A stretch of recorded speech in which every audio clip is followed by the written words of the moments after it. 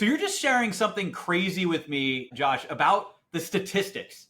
And correct me if I'm getting this wrong, but just a few percent difference and maybe slightly undercharging for an offer can make the difference of about 6 figures per month per sales rep. Break that down. Like what's the math here and what are we talking about? Yeah, that's exactly it. I mean, this is really important to me. I'm always emphasizing this to clients that we work with. It's something we call a performance delta, which is exactly that, right? It's a self-explanatory name. What it refers to is if you have a sales rep performing at KPI, right? And then there's another sales rep that's performing below KPI. That underperformance, that delta is how much you're losing in opportunity cost. And so if you think about it like this, Aleric, if you have, let's say a sales rep can take an average of 8 calls a day. There's an average of 22 working days a month, which comes out to about 176 calls, right? For a month. That's a full calendar for a sales rep. Well, if the average cost per call is roughly $200 on a book a call funnel, right? Maybe a little more, a little less. That's about 35 grand in ad spend to fill that rep's calendar. Well, when you play those metrics all the way through, literally just a sales rep taking 176 calls over a month with a 15% close rate and an $11,000 average sales price compared to a sales rep with a 10% close rate and call it a $7,000 average sales price, it comes out to $99,000 per underperforming sales rep. So these metrics compound over time. And I think that coaching businesses, but really all sales operation type businesses, most of them don't realize how much money they're actually losing due to low performance. Wow. And it's crazy to see just these small little changes in performance, right? Like a 5% difference. Then just imagine the difference between 15 and 20%, right? Yep. Or 10 and 20% if you look at that. You know what's interesting, Aleric? This is what's so interesting to me. You're a marketer, right? Everything is surgical. Conversion rate optimization. You're looking at the metrics every day. You know how much the model compounds if you increase click-through rate by 0.5%, or if you increase the landing page conversion rate by a couple percent. But for some reason, so many sales organizations, they throw all that logic out the window and they don't look at it the same way. If you look in a spreadsheet and you look at a financial model, just a few percent up or down makes a massive difference. Yeah, absolutely. And it's so true because we're looking at that all day long on the marketing side. I think it's the human element and the human element of sales, which I know we're going to talk about. That's why I'm really, really personally very excited about this Marketing Minds episode. We, of course, have Josh Troy. So excited to have you here. Josh has been a friend for many years. We've been in a bunch of different masterminds together. He runs an outsourced sales agency. He's the founder and CEO of Wires from Strangers Group.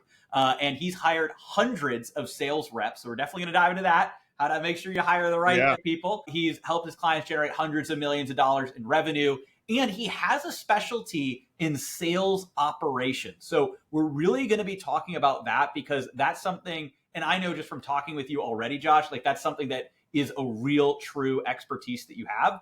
So I'm excited to dive into it. So thank you so much for joining us on the podcast. Thank you for having me, Aleric. It's been really cool to see our relationship unfold. I mean, we just kept running into each other mastermind after mastermind, and then we're speaking at events together. So it's been really cool, but thanks for having me on. Absolutely. Absolutely. And so I'm excited for what we're going to dive into, but I think we just jump right in the deep end. We're going to break out some of those numbers, some of the different things, how to hire reps. We've got a full amazing episode. But what I want to hear from you is what you think most sales organizations are getting wrong right now. And what are some of the changes that you've put in place? And I know some of the answers already because we've had some great conversations at some of these events, but what are most people getting wrong that they might not realize they're getting wrong with their sales teams? And then what are the changes that you've put in place with your teams and that you could recommend to somebody who's watching or listening? Yeah, man, it's so hard to answer such a big question. It would be like, what's the biggest mistake people make in marketing? I'm sure as your brain would do, I think of like dozens of thoughts that come to mind, and maybe we'll just start rattling them off and start unpacking certain ones, right? I would tell you this. One thing is that there is so much emphasis on the rep themselves. But I'll tell you this, Aleric, I've gone into teams, I've gone into engagements where they actually have really talented reps, and their numbers still are not anywhere close to where they're supposed to be. And so what that tells us is it's not just, you're not going to go magically hire a rep and all your problems are solved, right? You've experienced this. You can hire really good sales reps, but then wait a second, we didn't nail 100 million now. It doesn't just change overnight. And it's because it's all of the systems, it's the sales management, it's the training motion. There's so much more to it. So number one that comes to mind that I think we're going to dive into a lot today, it's the systems, man. I always actually say, Aleric, I would take a B plus player with prolific sales systems over an A player with mediocre systems any day, because that's where all the revenue leakage happens. So I think that the big thing that I would start with, and when I say systems, I'm talking mostly about like CRM configuration, the actual playbook they use to drive revenue, and all the pipeline management, right? The second thing I would say that comes to mind, I'll maybe say a few and we'll decide which direction to go that's into. also what I had in mind too, is this is also going to help set the stage, because I think some people don't even realize, I probably should have said that a little bit better, but this is going to set the stage because some people don't realize how many things can change. And I already have my list of questions to dive into, but I also think this will seed a few more things for us to dive into and just show how many things we're gonna be able to talk about. So yeah, loop it back here. Feel free to hit as many as you want, and then we'll dive deeper into them as well. Cool. Yeah. I'll list a couple more that just the ones that come to mind, right? So the first is the systems. We could dive deep into that. At scale, systems and tech stack is extremely important. The second one that I want to say right now, it's a trend that I've seen a lot lately, is the actual, like the talk track, right? Now, most people call it a script. I don't use the word script because scripts are robotic and clunky. A talk track, when we say that, it really guides the conversational flow. It gives them the parameters and goes in the same direction, what to hit, but it's a lot more fluid and flexible.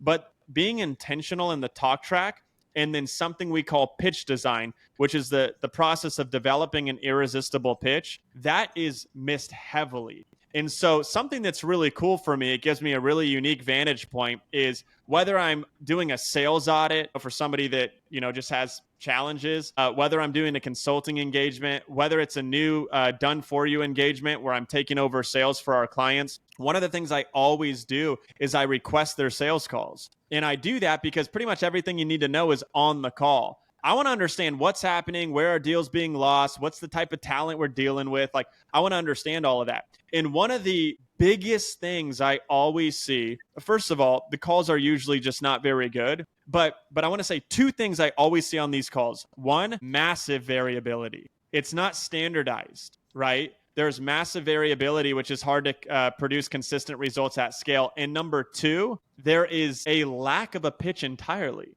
right? Here's what I mean by that. This is what almost every single sales call I listen to sounds like. They go through a discovery. Let's give them the benefit of the doubt and even say it was a strong discovery. Then they say, okay, awesome. Well, let me go ahead and share my screen and I'll break down what this offer is all about. And then they start feature dumping and sharing what it is. That's not a pitch. That's just explaining the features of what something consists of. And so really architecting a powerful talk track and an irresistible pitch, I mean, that right there, that can make a really big difference on conversions and overall performance, right? So maybe we talk about what's on the actual call. And then the third thing I would say is people don't know how to manage sales reps, man. They do not know how to manage intentionally, strategically. And so we have an entire sales management motion, performance management. We have something that I would like to talk about at some point called conditional logic-based performance management, which is exactly that, if this, then. And really what I've done over the years is I have standardized the way we manage sales reps to the point that my management team is making the same exact decision that I myself would make if I were there, even when I'm not. And so, there's a lot more things that are naturally going to come about, but these are three huge things that, I mean, you change these three things alone, you got an entirely different sales organization. Yeah.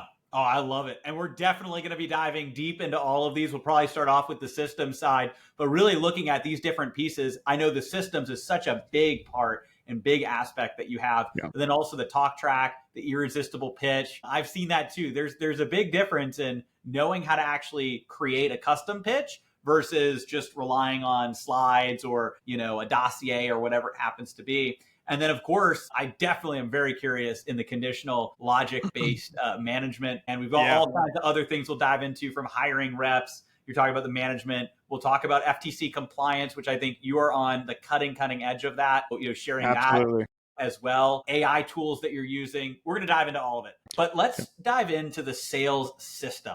So you said something just now that struck me. And I actually think this is something that should be a really good thing that people are happy to hear, which is that it's better to have a B plus player with prolific sales systems than even having an A plus player with bad systems. And here's why that's Yeah. great. It's really hard. We'll talk about hiring to find an A plus player. You know that. I know that. People watching that. Now, you've got tactics and strategies. So I'm excited to hear that. But that Yeah. being said, that's not in the, but finding a B plus player, which there's more of those. We'll talk about the hiring and recruiting side, but then having prolific sales systems, that's in the owner's control. One of the most common things I hear with owners talking about their sales teams is that they don't feel like they have control. But you're Right. telling them, you're actually giving them a really, really great message that they do have control. So let's unpack that. Let's dive into that. What are the components and aspects of a prolific sales system? 100%, man. And it's funny because when you ask that question, now I just have so many things coming to mind because, you know, one of the things that I love the most, and I'm grateful for this, and I would never say this out of arrogance, but one of the things that's really cool is we have a lot of clients that were never looking to outsource sales. And it wasn't until we had a deep conversation, maybe like the one we're going to have today, where they realized, holy shit, there's levels to this stuff here. You know, they start to understand how much money is probably being left on the table. Because I mean, Aleric, there's just few people in this entire industry that actually understand sales at the highest level. And I'm not challenging anybody. I'm just saying be open-minded throughout this, because I'll give you one example, even when it comes to capacity. You know, the amount of times I take over sales team and these sales reps are taking 15 calls a day when I know that there's absolutely no way that they're going to be optimized for revenue, you know, and then without systems, so they have massive revenue leakage. So it's all of this type of stuff. Now, to answer what you said and to kick us off here, it 100% comes down to extreme ownership, right? We're big on that. A fish rots from the head down. And I think it's funny, it's comical when, you know, let's say a business owner or a sales leader is upset with the results, and then you look underneath the hood and you're like, dude, you don't have any process documentation. Your sales process isn't standardized. Not only do you not have any training for your systems, you don't even have the systems to begin with, right? And so you really start realizing exactly what you just said, which is they need to take ownership of these things. And so let's start with math. Anytime I could make it math, I like to make it math. Similar to the metric that we were talking about a few moments ago. 8 calls a day, let's call it, for a rep. 22 average working days a month. It's 176 calls a month per rep. How the hell are they going to know who to call when, who to follow up with, who needs this piece of follow-up material, like what person rescheduled, how to follow up with their no-shows. You have all of these things and you have all these touch points. And if you're in high ticket sales, let's say it's a $10,000 average sales price, every single one of those leads represents 10 grand, right? And let's even just say that you apply the metrics to it and you say, well, that's not true, Josh, because it's a 50% show rate and a 30% close rate. Okay, $1,500 for every single lead statistically. That's how much money people flush down the toilet. And so the very first thing is building out the CRM configuration. There's a lot of things that I could say on it, but I want to give power nuggets here. I want to tell people like actionable takeaways. And then I also want to plant seeds for those thoughts to grow, for them to realize what's really possible here without speaking to a bunch of tedious stuff like the automations and here's how we do the stages, right? Let's talk about power concepts here.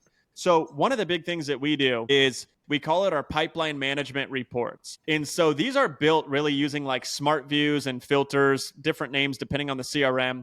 And what it is, it's a specific view of leads that meet certain parameters. And so what we do, the way that we built this process, we think about every single point of drop off or slip rate where revenue leakage occurs in a sales process. Every single part of it. No shows, reschedules, they were supposed to close, but then didn't, like all of these different revenue leakage drop-off points. And we built these views, these priority buckets to give our sales team visibility into where every single lead is at all times and what they're supposed to do. These are called our pipeline management reports. We have them for setters and closers because they're different. Now, in the actual playbook that we build, so it's not the CRM configuration, but the playbook that the positions have, they know exactly how to go about their day through those priority buckets. So if they're not on a call, they're getting on a call. So number one is they're on a call. If they're not on a call, they are working through these priority buckets, starting with the hottest to the least, right? That system alone, Aleric, can generate an unbelievable amount of money for a company, right? Because there's so much revenue leakage without it. But it doesn't stop there. What we then do is have pipeline management reports for our sales management, which is the reporting view of the team aggregate of all of those priority buckets. And so if a closer and a setter knows exactly what to do with every lead every day, and it's just super organized based on all those parameters, and then our sales management team every single day is looking at those buckets and making sure they zero them out, we call it, we can manage against revenue leakage, and we can always see which reps are doing what they're supposed to do. And even just thinking about that and seeing that, it makes so much sense. But I think so many people aren't doing that or are doing a variation. So if you ask me, I think we're doing a variation on that. The team knows, okay, if you're not on a call or somebody no-shows a call to dial your hot leads or text your hot leads or follow up. But I think putting it right in front of them is such a key. So this is also why I said at the beginning of this call, I'm so excited for this, because I know this is going to be a real masterclass diving into all of this. So yeah. Can I share something on what you just said, by the way? Yes. I think it's interesting, and I'm not putting you on the spot, of course, Alex, because you're great at what you do. But here's what I'll share. I talk to people all the time that have that perception. Like, for example, without any context, assume I didn't just say what I said, and I said, hey, what's your CRM configuration look like? What's your pipeline management all about? They're not going to be able to speak to that. Now, everybody knows conceptually, theoretically, well, they should follow up with no-shows. They should get them back on the calendar. But do you have a configuration that actually removes all critical thinking? That's the key words. Removes all critical thinking and friction from the sales rep's workflow, where they don't even have to think about it. The system puts them in each bucket, and every day they just clear each bucket, and it tells them what to do. And then do you have the report where your managers will actually see if it's happening or not, right? And so I'll give you an example of a couple of my favorite pipeline management reports. One of them is expected close dates past due, because we have something called a hot list, right? A hot list is the deals that are projected to close with a really high probability within the next 7 days. So the closest to convert to cash. Arguably the most important opportunities in the entire company. But another really high priority is expected close dates past due, which in some cases can be even hotter because they were supposed to close and didn't. Well, if it's expected to close and that date is past due in the CRM, what happened? Did the rep get lazy? Did they skip the call? Did they forget about it entirely? Did the rep no-show, or did the lead no-show? Did the lead change their mind and say they're not in? Did they just push the call back and they didn't update the date? But the point is, having visibility on all of those things is how we prevent, again, the revenue from leaking right out of the funnel. Really important report. Now, there's two other, just to give you an example, right? Because we have tons of these, but there's two other reports that can change a business, in my opinion, from a sales management perspective. And this is all automated based on the criteria and parameters that it's configured with. One of the reports is qualified deals marked lost, or otherwise said as lost deals that were on the hot list. Those are actually two different reports, but let's go with that. Lost deals that were on the hot list. These are deals that the rep themselves said had a very high probability of closing within the next 7 days, and then it was marked lost. Why? What happened? By the way, number one SPIF bucket right there. If you want to make a competitive sales team, nothing will fire up your sales team more than giving a lead that somebody couldn't close to another salesperson that closes them. Healthy competition, right? And then the last example I'll give you is lost deals, low activity. Now, this one's really good because it's like a catch-all bucket. Think about this. It's a checks and balances. The reps know that they have to clear out their buckets every single day. So we call it CRM hygiene. Everything's clean and up to date. But sometimes you'll have reps that want to cheat the system and just start closing leads out so it looks clean, and they're lazy and taking the path of least resistance. So this report shows any lead that was marked lost that hasn't had X amount of contact attempts. There's a criteria that we have. It appears there. And so we can open it up and be like, hey, Aleric, you just closed out 5 leads. 3 of them were marked qualified. You tried to reach out to them twice. What's going on? So this is what I mean when I talk about tech stack and systems. It is impossible. Let's say you have 5 reps, 176 leads per rep per month. That's hundreds and hundreds in leads. It's impossible for your reps to know what to do with them, and it's impossible for sales management to know what's happening. Wow. I love the passion that you have about this too, and the way that you, because we're similar with that too. It's like I could talk about all the amazing marketing things and diving deep into that. So you can just hear in your voice how much you have so much confidence in everything that you do and the way you've set all this up, but also the passion that you have around it. So I just want to note that. So one thing that you mentioned, I think because we've got amazing strategy here. Let's dip quickly into the tactical, because you mentioned two things that I'd like to dive a little bit deeper into. I do want to dive deeper into, how to kind of do the SPIFs on those leads, because I think that some people and some companies don't do that. That's actually something for a long time we didn't do as much, although we implemented that and we're seeing, results. So I'm curious for you to share that. But I'm also curious, when you were talking about some of these different lists, like let's say somebody who is a lead that has a high probability of closing, figuring out what happened. How do you approach that with these reps? Are you having the sales management review them? Are you diving in? Like what's kind of the tactical approach to managing this list hygiene and actually ensuring the team follows up with all these leads? Yeah, it's a really good question. I would say that even companies that have good systems, they really struggle with the implementation aspect, because it's all about driving the right behavior.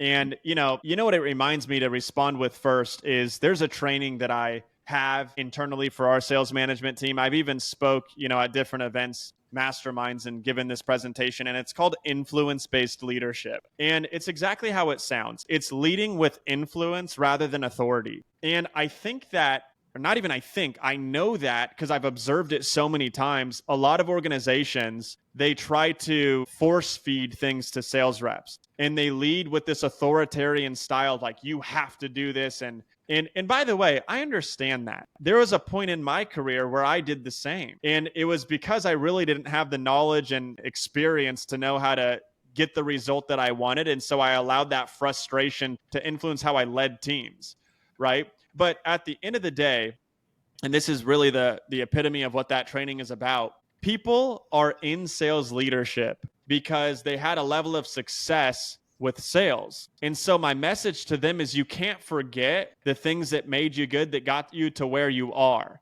which is sales. And what is sales about? Well, sales is about seeking to understand, not telling people what to do. It's about leading them to the outcome that they want. It's about understanding pain points and core desires so you can anchor that with and align that with behavior that gets them what they want, right? It's a question-led process, and then it's service. So all of these concepts, they still apply in sales leadership. And so in case anyone got lost with that, what I mean by it is directly this. You have to drive behavior by showing sales reps why it's in their best interest, not just barking at them all day long. So we take the time in our training to literally show them financial models and like, hey, how much money do you want to make?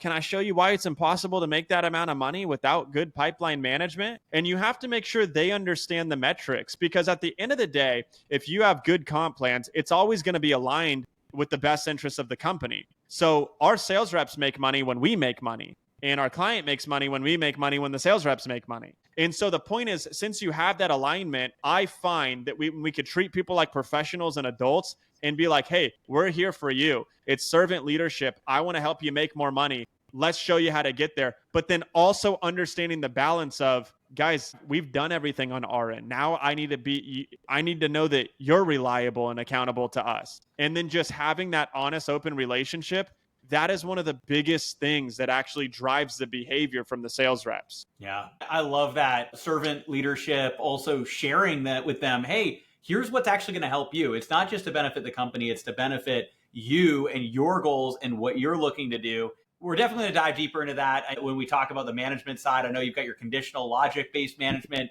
You mentioned comp plans. We'll talk about all that in a second. One more tactical thing, and then we'll loop back into the other systems pieces. Yeah. But with those SPIFs and having leads get reassigned, describe how, first of all, some people might not even know about what we're even talking about. So describe that. And then also, what's the strategy that you use for it, that it's done in a way that creates healthy competition, but doesn't feel like, so like, how do you recommend doing it?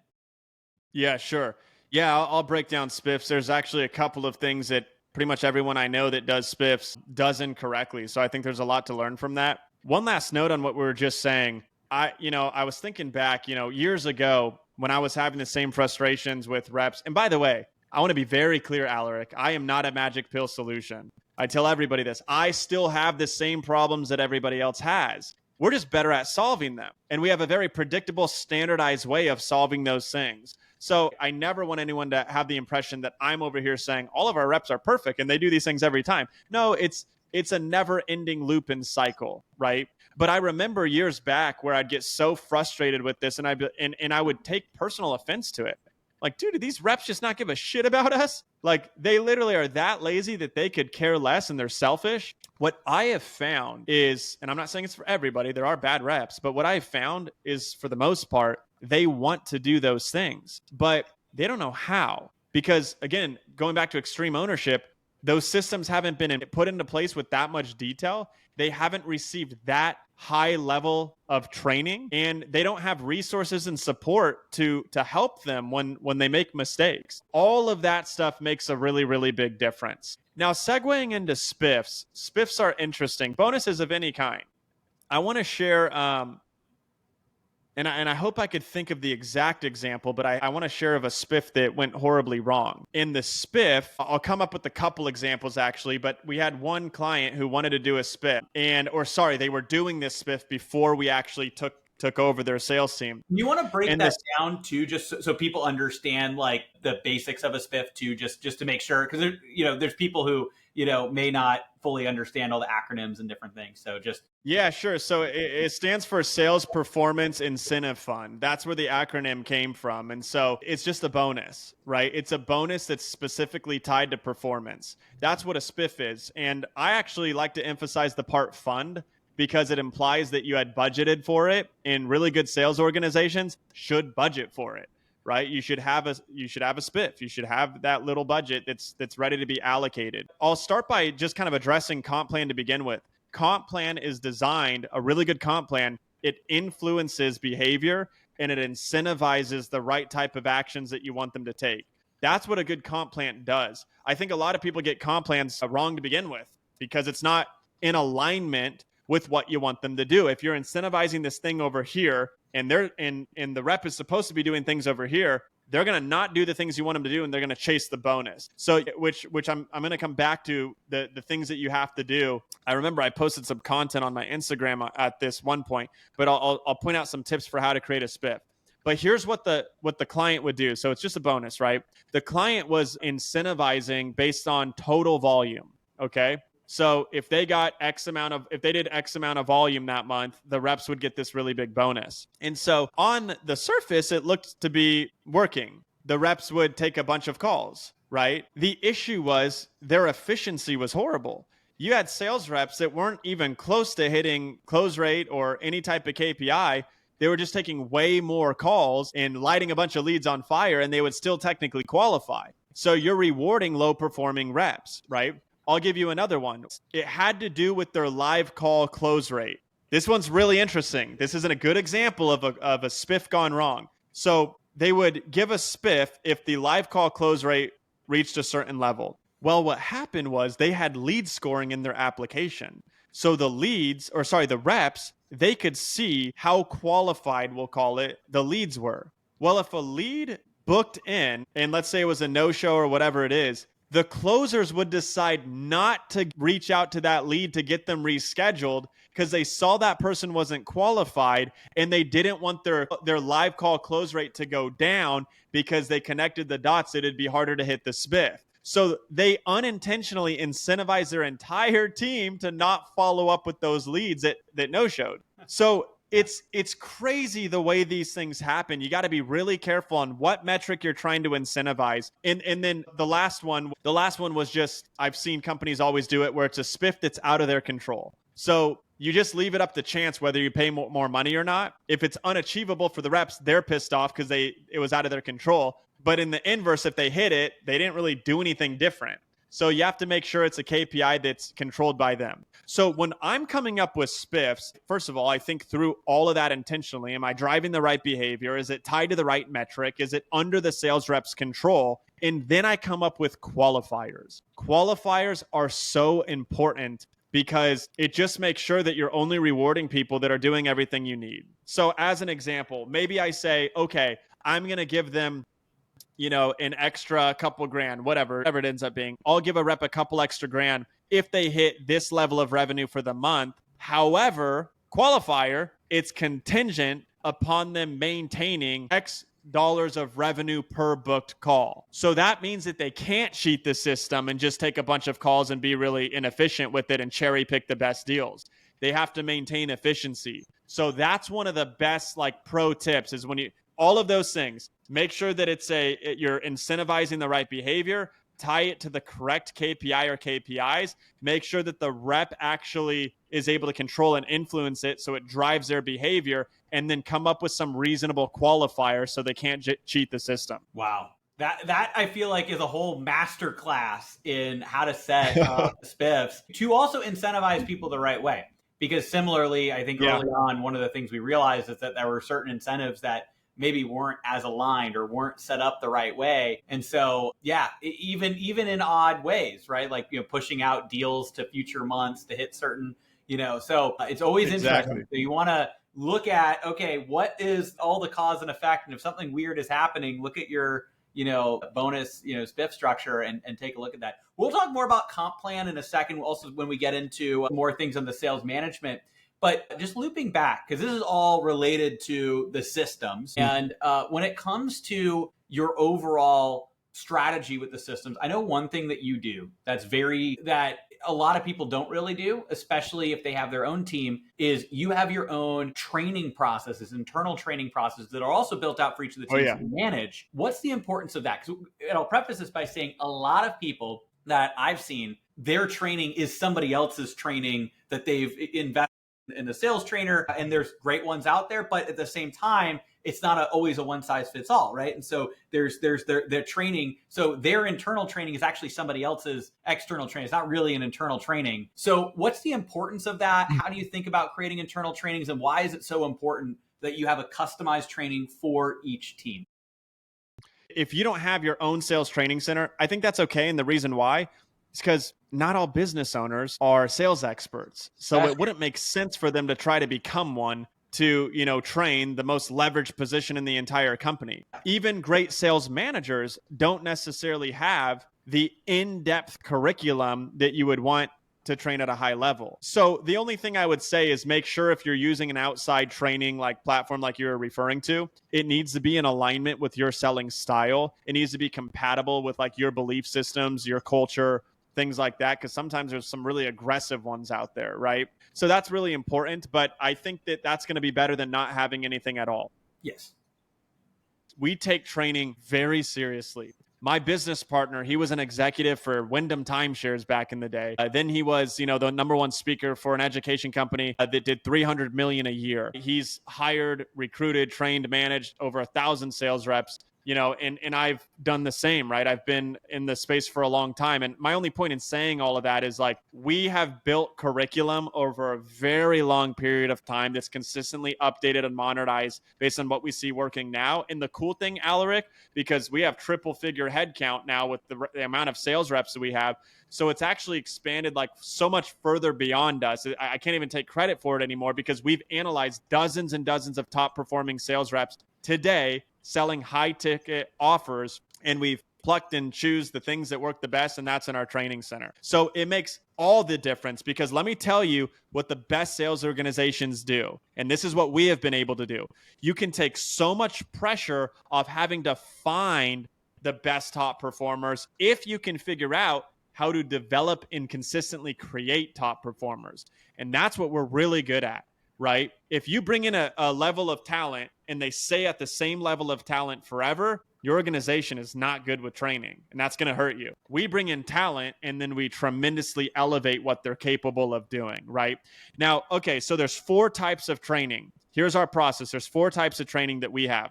Our sales training, ours is called the 10 Steps to Wires from Strangers. It's our proprietary selling methodology that we've created over the years. So it's very, very in-depth. Reps tell us constantly they've paid up to $30,000 for high ticket sales training from some of these industry experts, and they say that ours is way more in depth. I don't say that to brag. I just tell you that that's what I'm told all the time, right? So it's very, very in depth. The second type of training is product knowledge training. Now, as an outsourced sales agency, every single client we work with in onboarding in the first 7 days, we build out their entire training center. There's a checklist. We know exactly what we're looking for. Most of them are info products, so they have the on-demand curriculum, which makes it easier. Product knowledge is so important. And here's my thought. Here's my thesis on product knowledge. I know there's a school of thought out there, and a lot of these sales agencies subscribe to this because it makes their job easier because they don't have to build training centers. What they say is, you don't need product knowledge. It's all first principles. All right, sure. But let me tell you this. Me selling anything, even if I don't know it, against somebody who doesn't know it, yeah, I'm going to outsell them. Or sorry, me with no product knowledge and somebody that knows it really well but doesn't know sales, I'm going to outsell them every day.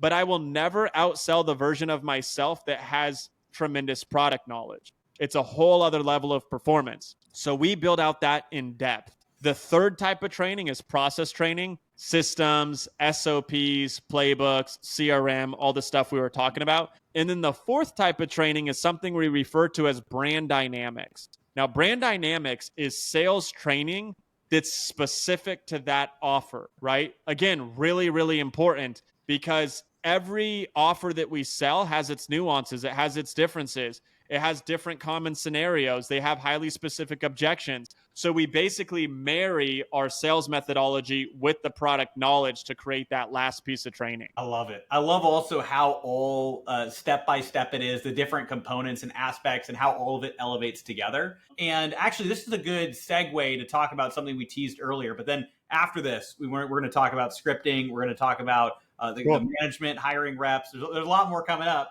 And I know we might go a little longer than we usually do. But I can go all day, Aleric, as long as you want. I know.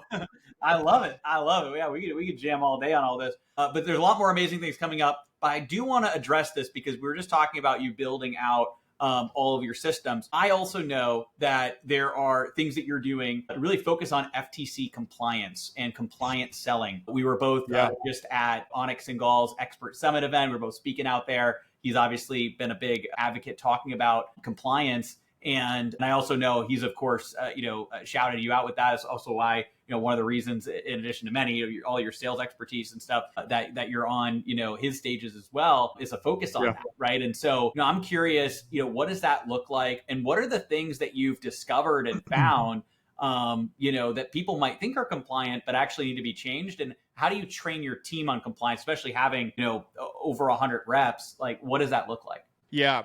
Listen, really important topic. It's very important to me. I often tell people when they come in, I say, listen, I can't, because everybody always wants to focus on close rates. New clients like, oh, well, what's your close rate?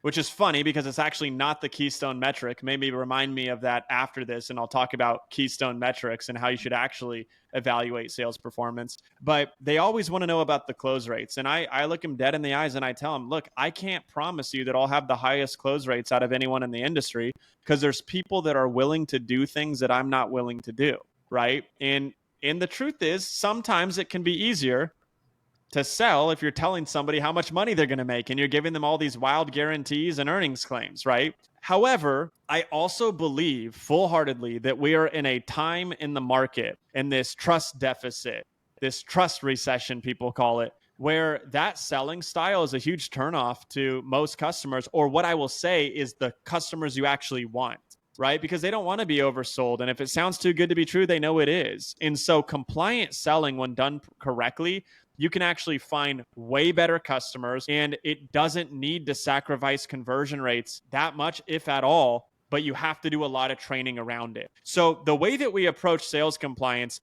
again, just a quick disclaimer here, I'm not an attorney, right? I'm not an attorney. I don't specialize in like legal or law. I've worked with the compliance attorneys since 2018, 2019, somewhere around there. And it's a big focus of ours, so I know it very well. But I just like everybody should talk to their own professional on the specifics of how this applies to you.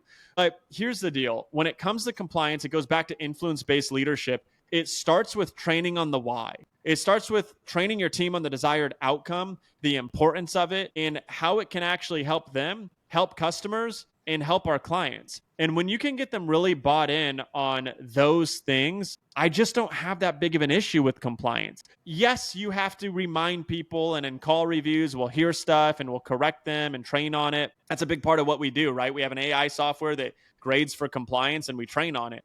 But it's usually like just because it takes practice. It's not because people are intentionally trying to tell people how much money they make, as a made up example, to get sales. So what I would say, the mistake that people make, I was talking to Anik about this on his podcast. The mistake that companies make is, again, they shove it down their sales team's throat and they say, this is what you need to do. Or they have the attorney train sales reps. Let me tell you something, Aleric. Don't have your attorney train sales reps. They're not good sales trainers, man. And they can't deliver it correctly, right? And so it's not just about putting the guidelines in place. It's training on the mindset, the first principles, why it's important, and then showing them how to do it in a really artful way that feels good, that's integrity-based, that can still yield really, really good results. So that's the whole deal on compliance. And this last thing, I have seen firsthand when companies say, hey, we want to be compliant now,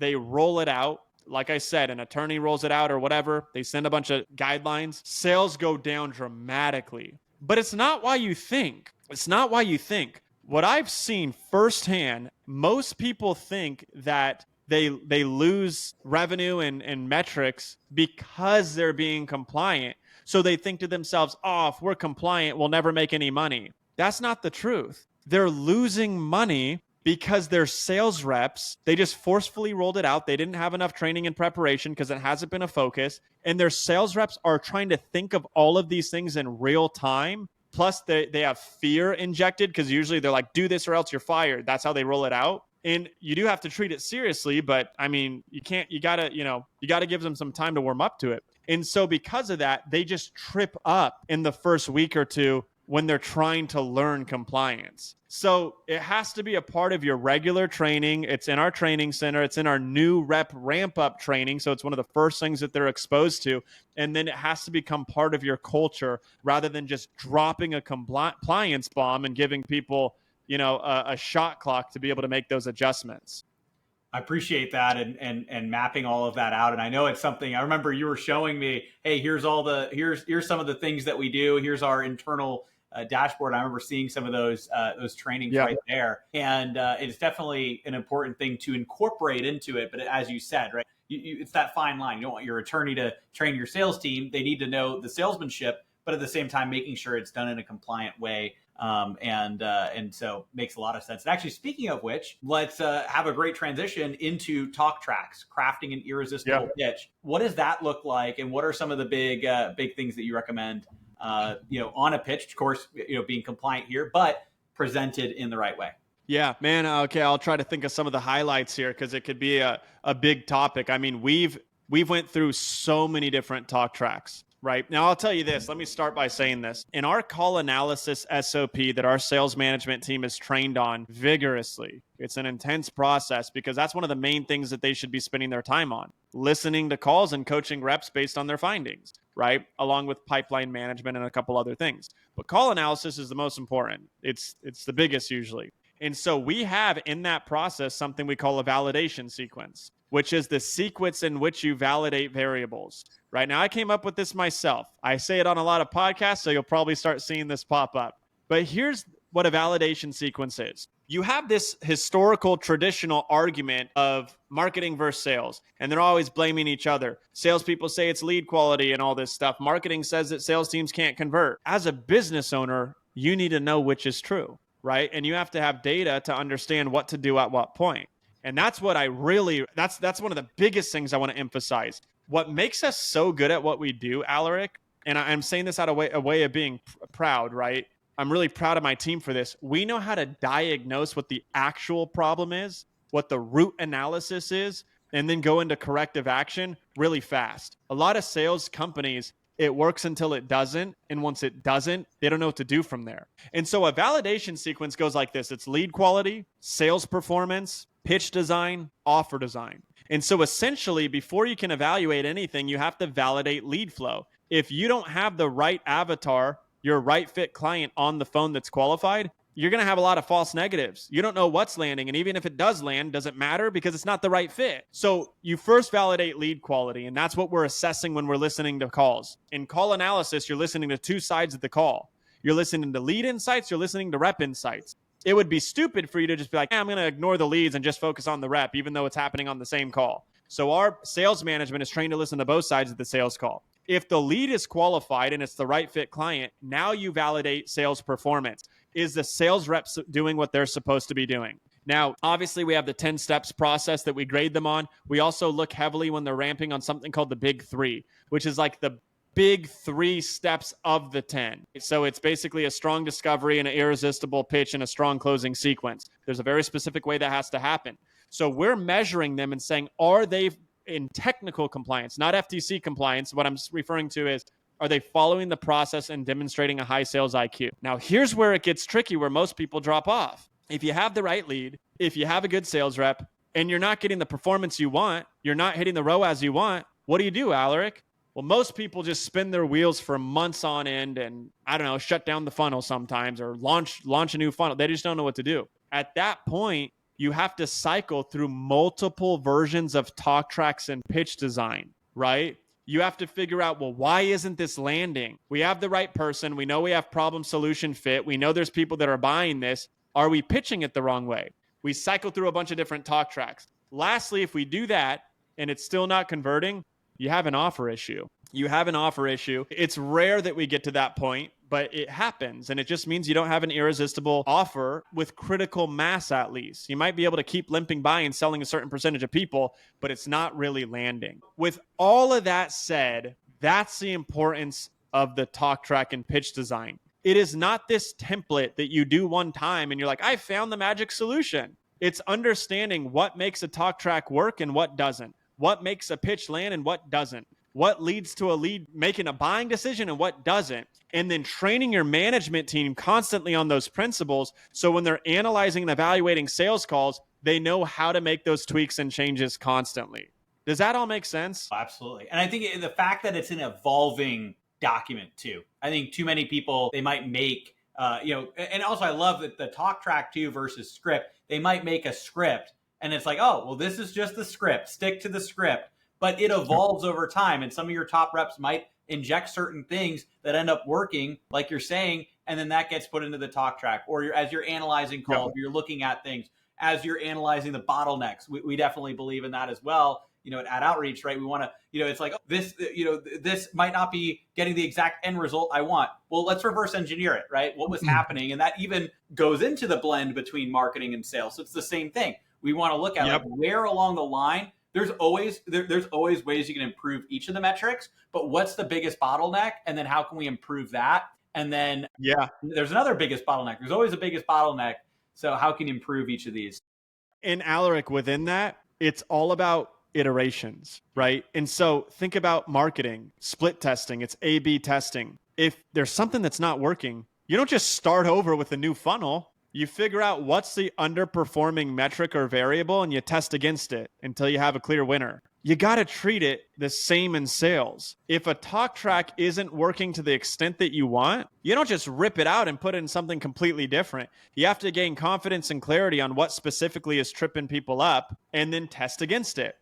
And, this, I couldn't tell you why this, well, I actually probably could, but it's a longer discussion. It's frustrating and confusing why a really good sales rep with a new talk track, why their performance plummets, but it does. And that's underestimated. And a lot of business owners or leaders don't realize that. And they go, what the hell's going on? Like it's not that different of a talk track. And, now you're not closing. But what happens is, again, think about compliance. It's not the talk track itself. It's the real-time adjustments they're trying to make in their head, thinking about all these different things in real time. It's really hard to do. And so you want to make gradual changes and iterations. And a pro tip on this is we train a lot on it before they actually go and take it to phones. Yeah. And practicing role playing on it, call reviews. That was adding in role plays was definitely a big thing that we didn't have from the beginning. We added in, and it's just so valuable. You don't just review tape like in sports context, right? It's like most of it is practicing. And so the fact that in the Yeah. sales context, most people are looking at call reviews, it's like that's actually a smaller portion. If you look at like sports teams, yes, they review tape, it's really valuable, but most of it is going out there practicing scrimmaging, and that is those role plays. So when I heard it in that Yep. context, it flipped a lot of things. Any insight into that? I'm curious. Well, absolutely. I'll give you one of my favorite lines there is when it pertains to something like this. Don't practice until you get it right. Practice until you can't get it wrong. And that's the difference. I think companies train and practice enough where it's like, I did it. But it's got to be second-hand nature. It's got to be intuitive. It has to be like a motor skill and just it's an immediate response that you don't even think about. That's how good you need your team to be, so they just do it on every single call. Not did it well occasionally, you're going to have a low close rate.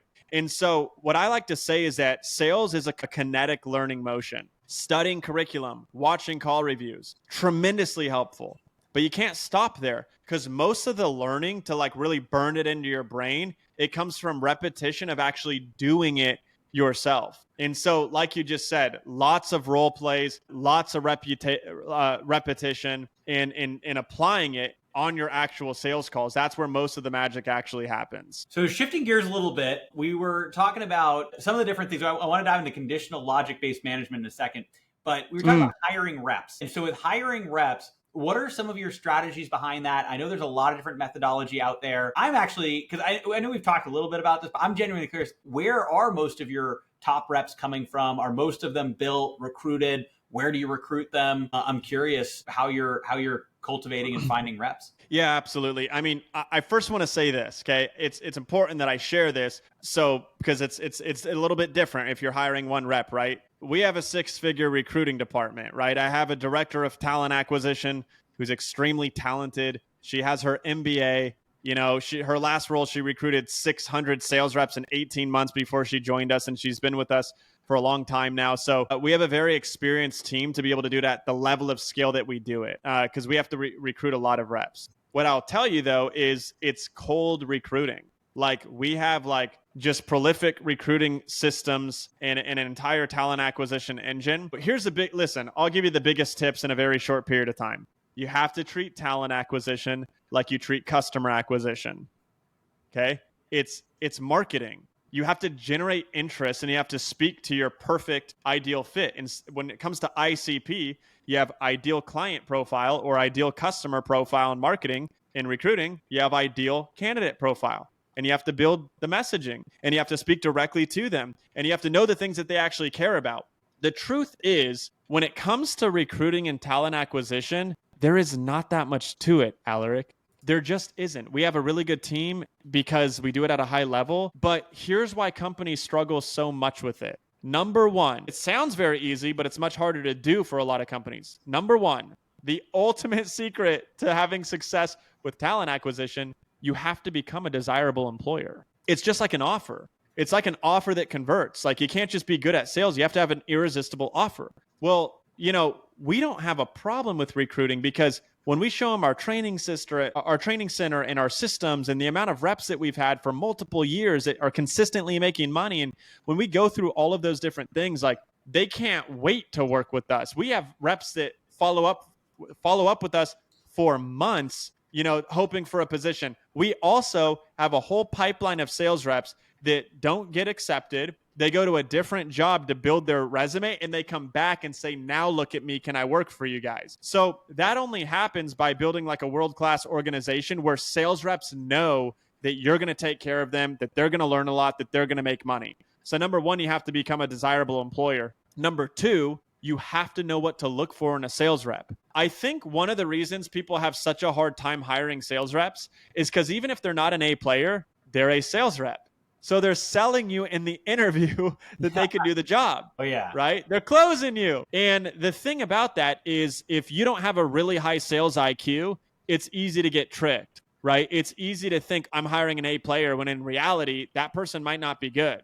Well, how do we do that? Number one, and this is the extent that we go, by the way, to make sure we get A players, our talent acquisition team, they have to go through our entire sales training center more than once. They go through it constantly. And they're on our sales trainings, right? And so they learn exactly what we look for, exactly how we teach and train it. So then they can identify it, right? So that's really, really important. We have that training center that helps us with that. And then number two, we have our talent acquisition team that does the first interviews. But then the second interview is a skills assessment that our sales management does. Because at the end of the day, we cannot take a chance on it. We need a person with a high sales IQ to be able to identify top talent. And so we actually have a whole training center just for the skills assessment, Aleric. So when somebody passes the first interview, we give them access to the training center. It's about 2 to 3 hours worth of content to prepare for it. And now when we conduct that, we can compare apples to apples. And we're not just seeing, are they good at sales? We're also seeing how trainable they are, how coachable they are. How well do they pay attention to the instructions that we gave them in the training center, right? How fast of a processor do they have? So listen, it's not difficult it's not hard from a complexity level. It just requires a good amount of effort. That's all it is when it comes down to really recruiting top talent. It makes a lot of sense too. It's as with everything, I don't know why people think that hiring should just be easy. It's a skill like every other skill. And it's a whole different animal, and it's a whole different piece that you need to look at. And it really is, like you're saying, marketing. And it's a different form of marketing. And I love that. And so absolutely. Now the next part is retaining top talent. So, kind of going into your conditional logic-based management, potentially touching on comp plan and SPIF examples that you might use. I'd love to learn about that. And I'm also taking a look at the time too. I know we could talk all day long, but what are some of your biggest takeaways when it comes to the conditional logic-based management, some of the comp? And we definitely have some more time here because this is value bombs. But what are some of the biggest pieces that you'd put in there? Wait, what made you say that I could talk all day, Aleric? Do I talk a lot or something? No, it's great. You're like, what gave you that idea? I'm the same way. The two of us could talk all day. So I meant that as a compliment because I'm the exact same way. Like we could talk all day. No, I know, man. I'm joking because I know I talk a lot and I'm long-winded. I have a undervalue issue. It's hard for me to give a short answer when I know there's more value I can give. So I'm teasing you, but that's funny. Listen, if you can't attract and retain top talent and you have a sales team that's responsible for your revenue, you're screwed.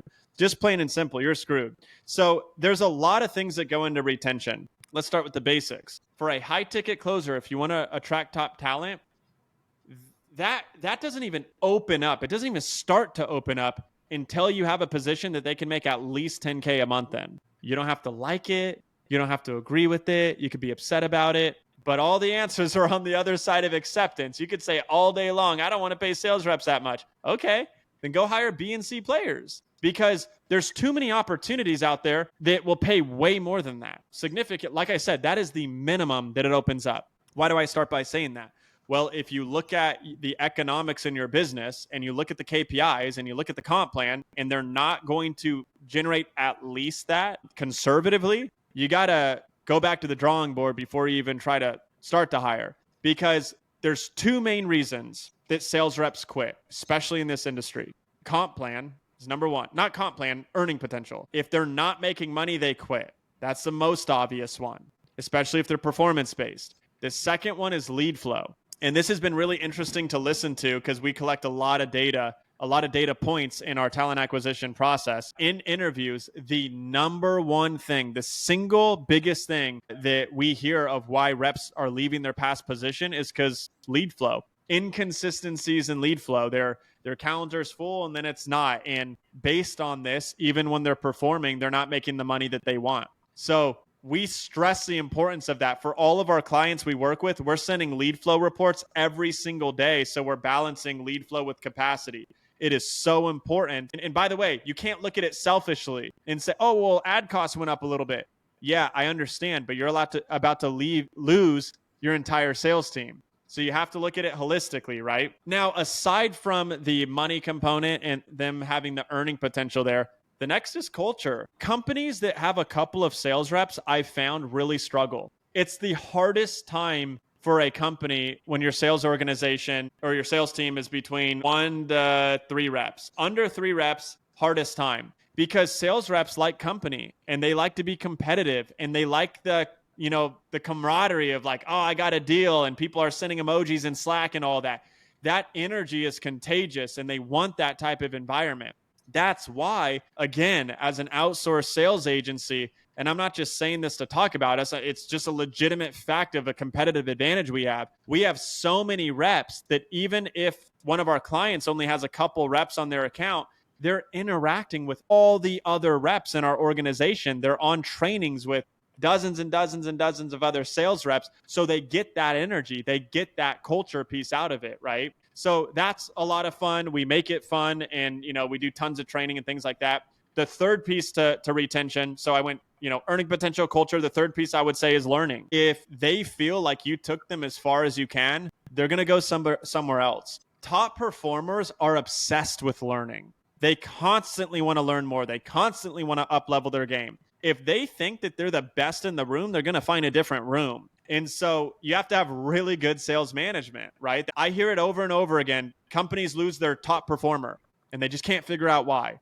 It could be a lot of things, but usually it's because if they feel like they're the best, they want to go somewhere else. And so that's why for us, it's awesome that we have sales management that is always like, it sets a bar really high because they could get in the trenches and show them how to do it at the highest level. And then I was only going to say one more thing, which was, so we talked about culture, earning potential, training. I guess the last one I would say is like systems and organization that comes to mind right now, right? Is like, again, if they don't have the tools to succeed and it's frustrating and chaotic, they get really frustrated and they burn out. I know you want to talk about conditional based logic. That's it's a little bit different to dive into. So what does that look like, that conditional logic based management? Yeah, great question. And the reason I didn't say that, because it's not really a part of retention. Yeah. It's almost the opposite. That's like the reps we don't want to retain. That's how we like weed out the low performers, right? But here's the concept. I felt a long time ago like I was having Groundhog's Day, because every single week with all my sales managers for every single brand and offer and client that they manage, I do a performance review, right? A scoreboard review where we look at all the KPIs, all the reps metrics, revenue, et cetera. And at this time, before I had this system in place, I felt like every week I would show up and hear the same thing. It was like, they're not performing right now, but this is why. Or this rep isn't performing, but like, I think they're going to get better and I'm working. And it didn't seem like there was any resolve. And something happened that was so discouraging. And I can share this honestly, because I think more people need to be transparent about this stuff. We got to a point, and this was a while back, where it felt like if a rep stopped performing, there was nothing we could do to get them back into KPI. And I obsessed over it because that was upsetting. And I was like, well, listen, that's got to be us, going back to extreme ownership. I started really questioning the way that we're training, the way that we're coaching. What are we doing? And I found something really interesting. What I found was we had this like kitchen sink style of coaching, meaning if a rep wasn't performing, we would just tell them everything they're doing wrong to improve. People can't train like that, and they can't improve like that. If they have 15 different things to think about and they're trying to imply them all, if everything's important, nothing's important, they just can't do it. Neither can we. It's hard. So we've figured out you have to give them hyper specific improvement plans. Like literally Aleric will be like, hey, listen, the single thing you will be evaluated on this week when I'm listening to your calls is how you conduct your closing sequence. I want to see how you're asking for the business. That is the only thing I care about. If I see you not doing that, it's not going to be a great conversation. But if you mess up some other areas, it's okay. I'm giving you a pass on that. I need to see that you're nailing the closing sequence. Well, what would happen at the end of that week? They're nailing the closing sequence. The very next week, we take the same rep, say, hey, you're doing that really well, but now you're not objection handling post money. You're doing the closing sequence, and all of a sudden you're taking the path of least resistance and they're setting a follow-up, or, they're going into a low payment plan. That's all I want you to focus on. Well, you do that enough times with every rep, it's this gradual improvement where all of a sudden they go from underperforming to the top of the leaderboard. That is the style that works. The issue was, so I figured that out, and then I said, well, hold on, how do I standardize this and make sure it's done consistently the same way every time? Because it was like, there was just this piece of critical thinking there were so many different scenarios of like, well, this rep isn't doing well, but they're our top rep, usually. Well, this rep's close rate is down, but their collection rate is higher. Well, this rep isn't performing well on daily lead flow, but they're making the most amount of money for us on this webinar. There's all these scenarios, and people just didn't know how to manage them accordingly. That's how that combination of everything I just said is how I created conditional logic-based performance management. It's if this, then that. We take every single scenario that we've dealt with, and if we come across a new one, we add it. It says, if this is happening, this is the action that you take. And then we create, based on that, the hyper-specific improvement plan so that the rep has a chance to gradually improve. If they don't, we part ways. That's the basics of the concept, Aleric. And I mean, frankly, man, I would go to the extent to say it's kind of changed my life as a CEO, because I feel like every single week I had to be in these meetings on every single one of these review calls, giving my own opinion on, okay, well, this needs to be considered, do this. Yeah. Well, I just standardized all of that, and now they make those decisions whether I'm there or not just by reading. Yeah. Like this is what the document says. Or a flow chart or something like that. Like I can even imagine like a flow chart. If this, then do that, kind of deal. So we do have a process document because we're very big on process documentation that kind of explains it. But this one's actually a deck, and there's a bunch of different slides based on different scenarios, because a part of that is the phase they're in. Yeah. So not only the scenarios themselves, but if it's a sales rep that's ramping, they're treated differently than a stabilized rep that's treated differently by a mature, overperforming rep. So we have different phases of management and different scenarios with each of those. So I just have a whole slide deck, and it has a bunch of those different scenarios listed out. Yeah. I mean, I think this last event that we were both speaking at, you pulled up some of your process documentation. I swear it was hundreds of pages or something. So, or maybe. Dude, let me say this, Aleric. Yeah. Let me just give a shameless plug here. If you're still on this podcast and what you're saying is interesting to you, and you're recognizing this guy is really high level, and maybe there's a world of difference he could make for me, just maybe. You might not be convinced, but you're open to the concept and you want to have a conversation. I'd love to do that. But here's what I would tell you. If you are considering outsourcing sales, do not fall for sales tactics, because a lot of these agencies are ran by sales guys. Let me tell you this. Being a great salesperson doesn't make you a great operator, and it doesn't make you a great CEO. And so that's why I always define we're sales ops, not just sales. I'm an operator at heart. I'm very good in sales. That's my whole career. But I focus on scaling, and building scalable infrastructures. And so make them show you their systems, make them show you their training center, make them show you their process documentation, and have conversations like this rather than falling into the loophole or that pit of how are your close rates and having them tell you how great they are at sales, because that's not what makes a difference, right? And Aleric, maybe we could put like a link in the show notes, by the way, if anybody wants to have a conversation. I'll do a full sales audit for them and show them what we would do if we work together. Yeah, I think that's a great segue into that. We actually have a couple more final golden nuggets. We'll do some rapid fire, some of your AI things, and then also Keystone metrics. But before we get into that, because we definitely want to talk about those couple things. And as you know, on the Marketing Minds podcast, we reward people for staying through to the end of the episode. But before we get into that, and this is a lead in, what's the benefit of done for you sales management, and then specifically your version, and where can people find you? Answer that one first. Yeah. Oh, yeah. So whatever you want to dive into. Yeah. So I like to stack these different questions. It might not be the best sales strategy, but this is a podcast. But yeah, no, that's perfect. Why don't you tell people where they can find you? We'll put the link down below. But then I also want to hear the benefit of done for you sales management, and specifically Wires from Strangers, what you've built, which of course this whole podcast has been kind of a masterclass on that. But yeah, how can people find you, and how is it unique? Is basically the question. So listen, the best way to find us, we don't do like mass marketing to find accounts. We really want to find the right partners. We prefer to go deep, not wide. So we call it, vertical growth instead of horizontal. So we don't have like a bunch of crazy funnels or anything like that. And since we're white labeled sales, we don't really do anything with the website. So the best way to get a hold of me, if you send me a direct message on my Instagram, it's troy.joshua. Just let me know that you were watching me on Aleric's podcast, so I have the context of what I was talking about. And then Aleric, like you said, we'll put maybe a book a call link below. And then, that'll have some obviously segmentation, because I want to make sure that it makes sense to discuss a potential engagement. But if it does, I'll do a sales audit. I'll jump on that call, most likely myself. And then, we'll have a conversation. Now, the benefit of if you find a really good sales management company, if you find a really good sales agency, it's that they specialize in this. And if you've heard anything today, every single piece of detail is fully standardized for us. Like, these are things that most companies don't have the time to think about for a few hours. And we've thought through it for a few years, and we have all the systems for it. So I think that The opportunity cost is the ignorance, right? It's the learning curve. It's what you don't know where you're losing all this money. I mean, what do they call that? I forget what they call it, but people ask questions about the things they do know, but a lot of the times they're not even asking the right questions because they don't know what they don't know. And so if you have a company with a lot of standardization, it's turnkey. You know, we could come in, have everything completely built, installed into your business with people completely hired, ready to sell within a couple of weeks. That would take companies months. We have a 92-page configuration SOP that's literally installed in the first week of working with you, right?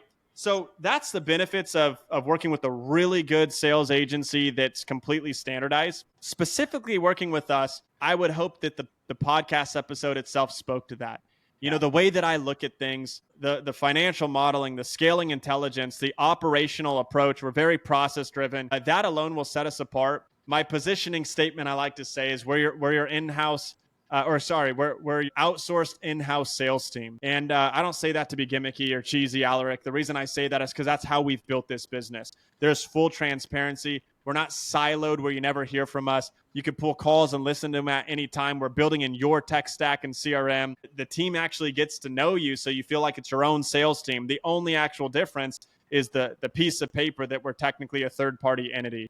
And so I just think we do a really good job of integrating into these companies' businesses. Yeah, absolutely. I mean, and also just everything that you've shared here, all the time that, you know, we've spent together too. It's just, you have such a profound knowledge of all of this. And what should speak to us itself, we went over already on this podcast episode. We're going to really rapid fire the AI and Keystone metrics. I basically have been texting I've got an internal meeting after this. I'll be like, all right, push it back another few minutes, But I do want to respect them. You know what's funny, Aleric, is that this is how all sales calls happen, right? A good salesperson just keeps someone on the line forever. And it's funny because you told me at the beginning, you're like, I have to be off by 2:45. I'm like, man, he must be canceling meetings left and right over here because we're like an hour past that. Yeah, I know. Actually, it was the top of the hour, the 45-minute from that 15-minute mark. But yeah, like basically, Right. pushing that back. But yeah, this is so amazing. It was absolutely worth that. But I also know we could have gone double the time. You know, this is going to probably be around an hour and a half ish. Easy. But we could probably have done more. So who knows? Maybe we'll have to do part two. But definitely, if you're watching this, take Josh up. We'll put the link down below. Reach out to him on Instagram. All right, rapid fire. Reward the people that stayed up to the end. AI tools or techniques you're using, and then also we'll wrap with Keystone metrics. Okay, I'm going to say this fast to wrap this up. When it comes to AI, I'm not an AI genius or anything like that. I'm not a developer, but I believe that we have to be on the cutting edge. We have to be innovating. We have to be using all the tools at our disposal, right? And so we've been doing some really cool stuff with AI. The number one place I started was call analysis because, like I said, that's where our sales management team spends most of their time. So there is a lot that we're doing with call analysis, but the first thing that we did is we built a bunch of our own custom scorecards. Now, there are some turnkey tools that you could get out there that listen for stuff. They're called call intelligence tools, right? What makes us really different on this point is that we train the AI on our entire training center and dozens of actual call reviews and the way that we make corrections and coach. And so, you've heard how robust our training center is. So that makes a massive difference. It's all in alignment with us.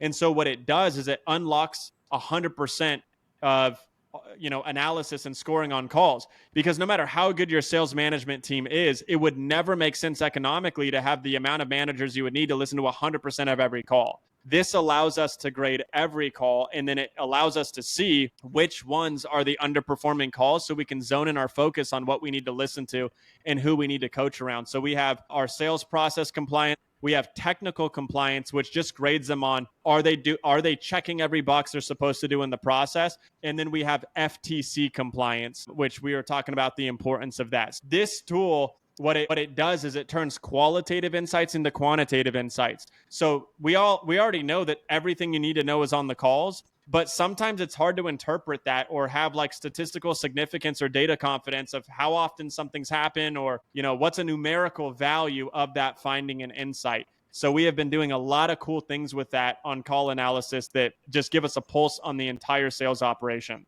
Now, in terms of Keystone metrics, we'll wrap it up with this. A Keystone metric is a metric that kind of encapsulates an entire insight. rather than an individual stage metric that doesn't tell the full story. So like an individual KPI would be close rate, show rate, average sales price. A Keystone metric would be collected dollars per booked call. It takes everything into consideration, right? It takes all the variables meshed together. And so I want to tell you the importance of this by giving you a quick story. Not even a story, but like an example. I cannot tell you the amount of times when we take over a sales team and the client tells us who their best salespeople are and they end up being wrong. It's actually fascinating. They usually look at two things: total volume and close rate, which a lot of the times they're not even tracking that right. But total volume could be skewed. Like I said, maybe they're taking way more calls than other sales reps and their efficiency is horrible. Or close rate, maybe I could manipulate close rate really easily. I'll sell the lowest priced offer you have and I'll put people into a bunch of payment plans. Your close rate's going to go way up. Your cash flow, however, is going to plummet, right? You want high average sales price, maximizing the AOV or the ASP, and a high collection rate, not going into these, the path of least resistance with these crappy little payment plans. We actually have a high collection rate or a bunch of PIFs, and we train on all those things individually. And so what we do is we manage the team off of collected dollars per booked call. Now, my favorite thing is now I can look at one ratio to tell me everything I need to know about a rep, which is the return on the sales rep. I just look at the ratio between the cost per call and the collected dollar per call. If the industry average cost per call on a book a call funnel is $150 or $200, let's say 150 for easy math, and that's the cost per call, and I know that they need to hit a 4x ROAS, that tells me each rep I need to manage against a $600 collected dollar per booked call. If we aren't pulling out at least $600 for every call booked, we're not going to hit a 4x ROAS. So that allows me to now individually manage each rep's ROAS, every individual rep's return on ad spend. And so by doing this, it's a holistic approach to how we're actually generating revenue rather than just driving close rate when the collected dollar per booked call is off. Now, the other cool thing about this is most people have a really hard time tracking show rate and close rate accurately because it relies on manual sales data. This metric's a lot easier to track. Just take the total revenue they generated that month divided by the amount of calls that were booked for them, right? So it's a lot easier. And that's how within seconds of meeting a new client, I'll tell them exactly where they are, what the opportunity is, and if it's realistic for us to get them to where they need to be. I love it. The Keystone metrics makes a lot of sense as well. And I think a lot of people are looking at maybe the wrong metrics when they're analyzing everything. Overall, this has just been fantastic. An absolute masterclass in sales. Definitely, if you're watching this, listening to this right now, go check out Josh's Instagram. But also, if you're interested in this for your sales team, we're going to put that link down in the description below, wherever you're watching this, or in the show notes to go and check that out as well and have them come in and audit your team too. Thank you so much for coming on, Josh. This has been fantastic. Thank you, Aleric. I really appreciate it and hope you guys got a ton of value. Hopefully, maybe talking to some of you soon.